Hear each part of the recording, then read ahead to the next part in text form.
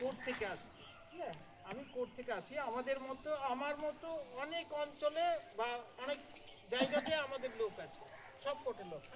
এই জেলা আইনি পরিষেবা কর্তৃপক্ষ আমাদের অফিস, এই অফিসের মাধ্যমে আমরা আইনি সহায়তা বিনা পয়সায় করে থাকি। অনেক সময় অনেকের অনেক সমস্যা হতে পারে, থানায় গেল, থানায় ডায়েরি নিচ্ছে না, কোর্টে যাবে, কোর্টে গেলে উকিল মহলে পয়সা দিবে। কিন্তু আমাদের এই অফিসের মাধ্যমে গেলে কোনো পয়সা খরচা হয় না। এখানে হয়তো দেখা গেল যে কারো কেস করতে হবে, কারো হয়তো কোনো কেস চলছে আর চালাতে পারছে না, আমাদের সঙ্গে যোগাযোগ করলে সেই কেসটা সরকার চালাবে, তোমার কেস। এই মতো অনেক রকম সমস্যা আছে। হয়তো কারো মানুষ জেলে ঢুকে আছে, পয়সার জন্য বের করতে পারছে না, বা ওর বাড়ির সঙ্গে যোগাযোগ হচ্ছে না, বেরোতে পারছে না, ওখানেও আমাদের লোক আছে। থানাতে গেল কোনো সমস্যা হলে থানাতেও আমাদের লোক আছে, অঞ্চল অফিসগুলোতেও আমাদের লোক আছে। আমি যেমন ওই অমৃতি, বিনোদপুর আর ফুলবাড়িয়া 3টে অঞ্চলে বসি।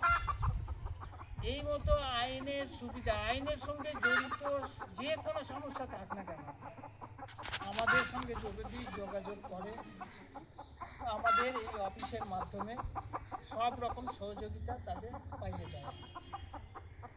তারপরে হচ্ছে যে আমরা গ্রামে ঢুকি, অনেক সময় দেখি যে হয়তো গ্রামে অনেক ছোট ছোট বাচ্চা মেয়েদের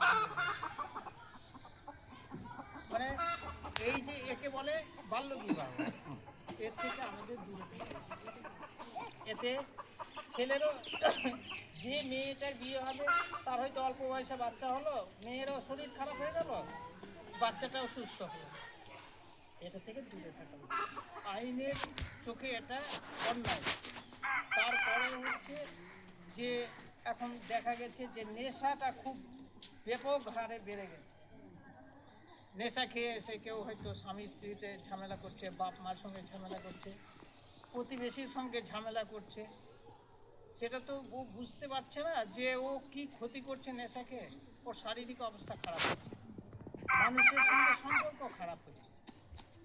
সুতরাং এই নেশা যারা করছে তাদের বোঝানো উচিত, বা তাদের নিজেদেরও বোঝা উচিত যে এটা নিজের ক্ষতি। যে টাকা দিয়ে মদ খেলো সেই টাকা দিয়ে ভালো কিছু নিয়ে এসে পুরা পরিবার শুদ্ধ খেতে পারে। সুতরাং এইসব